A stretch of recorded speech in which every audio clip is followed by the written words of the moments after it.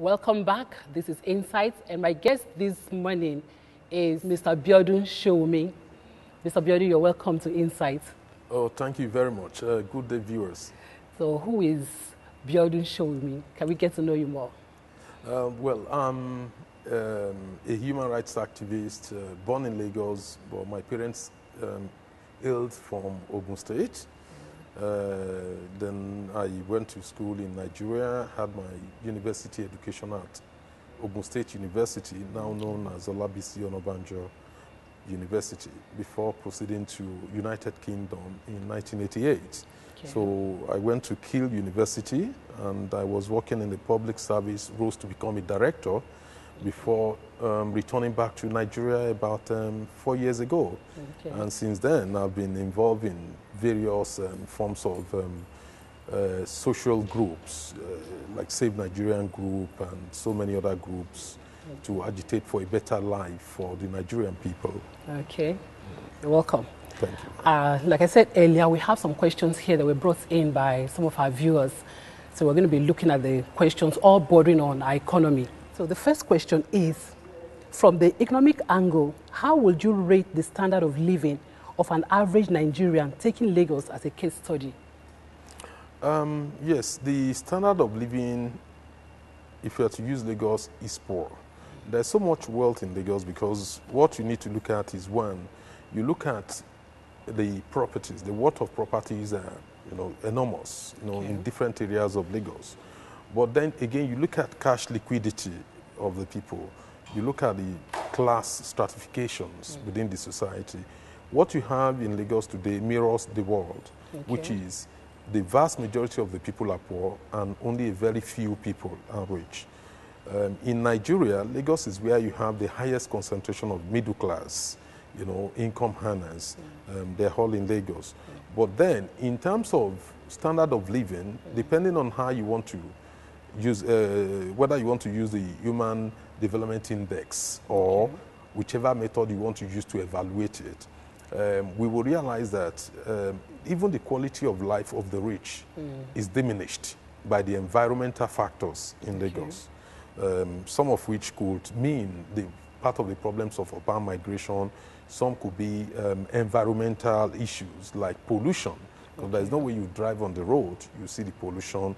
Lagos also suffers enormously, more than any state of the Federation, from the problems of bad roads which are ascribed as federal roads. Okay. They have about 35, I think, federal, or 37 federal roads in Lagos.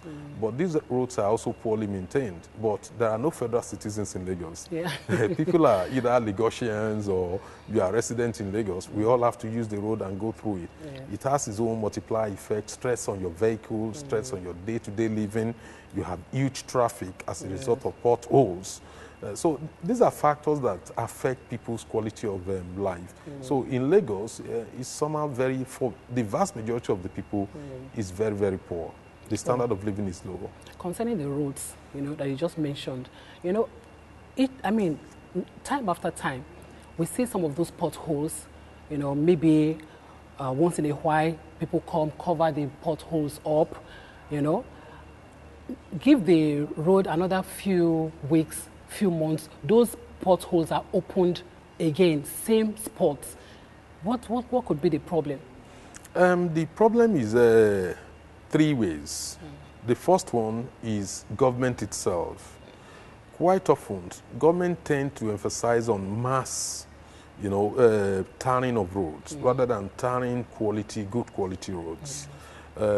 If you look at the Obafemi Awolowo Way in Ikeja here, that was started during the days of Jakonde. The roads are still very okay.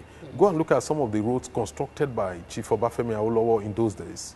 Some of those roads are still motorable. You then ask yourself, why is it that governments are awarding contract knowing that that road will not stand the test of the next rainfall? Yes. But again, they have their explanations. Government will say, look, we have huge number of people streaming into Lagos. I'm using Lagos State as an example. And therefore, new towns are creeping up, new neighborhoods are coming up, which we didn't factor into our home planning. So therefore, they have to try and attend to them. So instead of doing a two-layer, two-coat layer road, they tend to reduce it to one, and then so that they can spread the resources a bit, further to meet more people's needs. Okay. But then those roads won't stand the test of time. That is what we need to stop. We need to move away from doing that. Number two is the issue of the nature of the society we live in, because each of the political parties are trying to wrong-foot the other. Okay. A governor will tell you, oh, I tarred a kilometer of road with 500 million. Oh, why does he want to tie it with 1.5 billion? It means he's a thief for the same kilometer of road. But nobody discussed, specifications, the road specifications. The road you did for 500 million naira, does it have drainage? And if it has, is it covered drainage? And then the nature of the drainage also matters. Is it concrete or is it block drainage? Okay. Then there is also the issue of whether it has street lights, the height of the pole. All these things matters. There are a lot that goes into measuring road quality than what they're talking about. Okay. The other factor is the contractor itself. The contractors are terrible. I don't want to use the word criminal. They're terrible. There's a particular solvent that they need to use to mix the road, which is gotten from bitumen, so that the asphalt will stand firm with the rocks and with the stones, and then you have a solid road. Yes. But what we do in Nigeria is we dilute it with kerosene. Wow. That is why we have a huge demand for kerosene. It's not all the kerosene we are importing that are being used for domestic purposes. Yes. So you have this, some of these contractors, buying up the kerosene because it's a lot cheaper. What they do is they tend to use kerosene rather than using the bitumen solvent, the right solvent, to mix it up. Yeah. So, and that again creates another problem for kerosene users. That's why kerosene is very expensive. Okay. Because you can only calculate the domestic needs, but you can never factor in unscrupulous contractors who will choose to go and buy them more. So that is the third angle to the problem of bad roads. So let's take the second question. The minimum wage, 18,000 naira from the federal government, is this really enough? This person is asking, the minimum wage of 18,000 naira from the federal government, is it really enough, considering the fact that, they need to, feed, they need to pay their rents, they need to pay children's school fees. Is 18,000 really enough? It's not enough. If we are to look at the society we live in, the ideal thing in reality is what the government calls palliatives, which is the wrong word because you only use palliative for somebody who is sick. Okay. What we need to do is to evolve a fair social system. If we have a social system, a very fair one, where everyone is a stakeholder, where the basic needs of life, for instance, you don't have to worry about paying for your children's education because the government is paying for it. You don't have to worry about some other things like having to buy your own generator, having to do your own borehole. You don't have to worry about bad roads. If all these are sorted by the government, what you realize is that there will be more cash in people's pocket. Yes.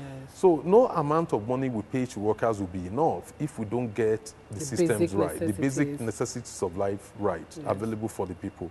If you go to hospital now, you and I know how much you will pay to get treated, even in government hospitals. Yes. And many people can afford it because they don't have control over mosquitoes. They're going to have malaria at one point during the year or the other. And if you have family, it means the children will have at one point. These are realities. And therefore, if we don't make health treatment affordable for people on low income, what we end up having is no amount of money you pay to them, the whole thing it won't be enough. For instance, when government increased minimum wage to 18,000, they, at the same time, came about with this fuel subsidy thing. So the prices of goods and services went up by 50%. Yes. So whatever gain workers made at that point in time has been wiped off completely. So 18,000 will never be enough. But the issue is not pouring in more money. We can pour in more money, but government would always come up with another, maybe indirect taxation, so many methods to mob the money away. So what we need to do is to get the government to accept the basic necessities of life. I always tell people, we used to have a reference point, which is under Awolowo's the UPM program, Okay. the 4 cardinal programs. People need affordable housing, shelter. They need good health system, affordable one, free health system.